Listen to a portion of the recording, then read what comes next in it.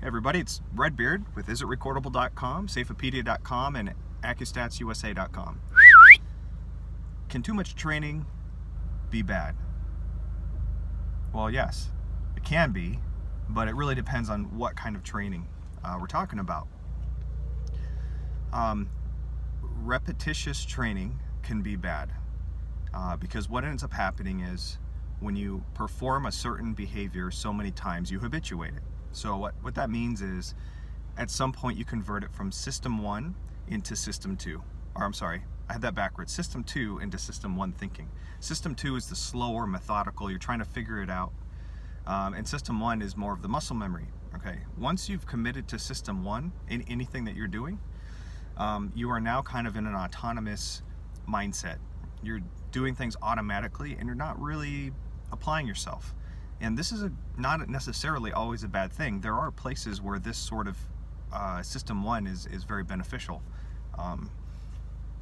Martial arts and sports and things like that, where the conditions are typically static.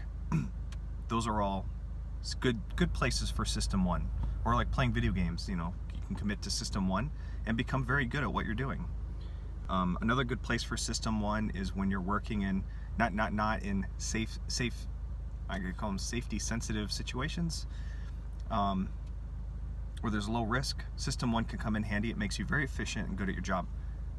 So System 2 is what you want to use when you're, potentially there could be a change in the conditions. So if you have all this training, this happens a lot to firefighters, right? They'll train and train and train and train, and they train without fire because they're not, there's not many fires typically. And then when you throw the fire in, the conditions have changed and then they do exactly as they've trained. And that's not a good thing.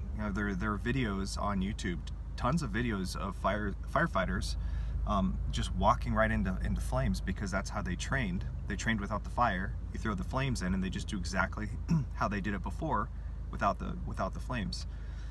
So can too much training be bad? Yes, it can. The remedy would be to augment the training to ensure you are taking time periodically to check for conditions, changing conditions. That's how you augment it. So the training should include some sort of, again, I've mentioned this in previous videos, but the 30-30-30 rule. Make sure that part of that training is monitoring for changing conditions.